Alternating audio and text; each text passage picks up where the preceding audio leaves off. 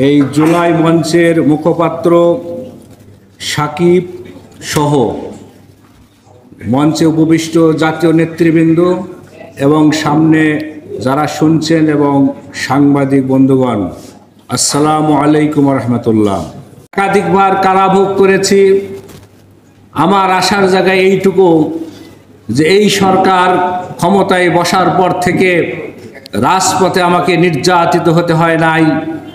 ন্যায়ের পক্ষে, কৃষক, শ্রমিক, মেহনতি ছাত্র জনতার পক্ষে কথা বলতে গিয়ে রাজপথে আমাকে নির্যাতনের শিকার হতে হয়নি, জেলে যেতে হয় নাই। এইটুকুই আশার বিষয়।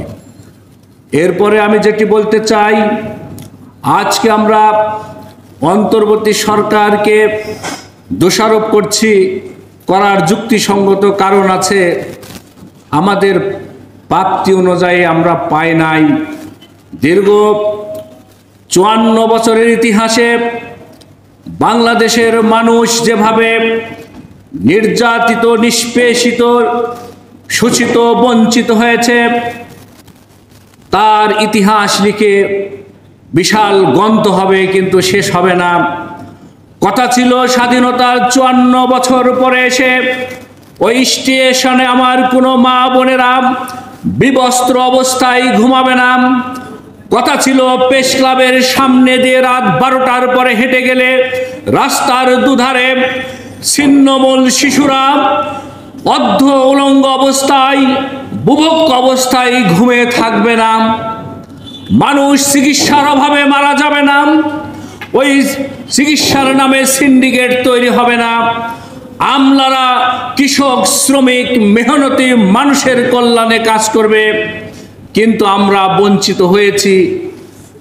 প্রিয় সাথী ও বন্ধুগণ, এই দীর্ঘ ১৫ বছর এই ফ্যাসিস্ট শেখ হাসিনার বিরুদ্ধে আমরা লড়াই করতে গিয়েছি। লক্ষ লক্ষ মামলা নিয়ে একটি বড় দলের নেতারা আত্মগোপনে গিয়েছে। আরেকটি দল গুপ্ত থেকে তারা আওয়ামী লীগের সুরে সুর মিলিয়ে কথা বলেছে।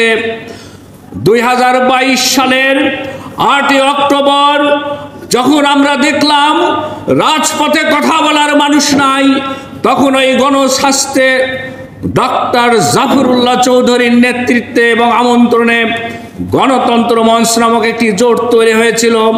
অনেক ইতিহাস সংক্ষিপ্তে দু একটি কথা বলতে চাই। এই জোট তৈরি হওয়ার পর আমরা মাঠে লড়াই সংগ্রাম শুরু করেছিলাম। আমাদের লোকবল তুলনামূলক কম ছিল, কিন্তু আমাদের মনোবল ছিল পাহাড় সমান।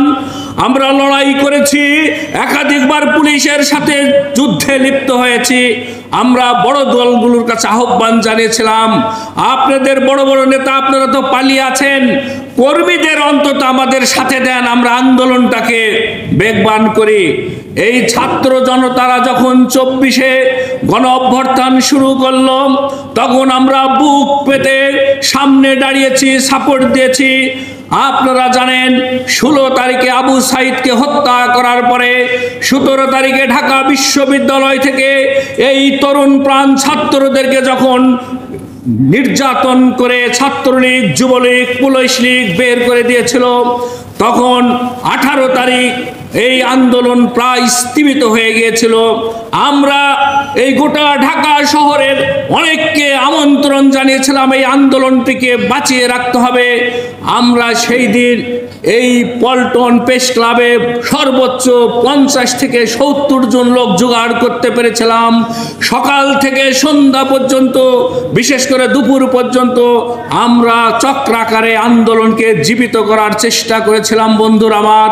তারই ফলশ্রুতিতে ১৯ তারিখে আমাদের মিছিলে সরাসরি বর্বরচিতভাবে গুলি করা হয়েছিল। আমার সৌভাগ্য সেদিন হয়েছিল, আমার ডানে যিনি ছিলেন কামাল পাটোয়ারি, উনি গুলিতে তার হাত থেকে শুরু করে অনেকগুলো অঙ্গ ছিন্ন বিচ্ছিন্ন হয়েছিল।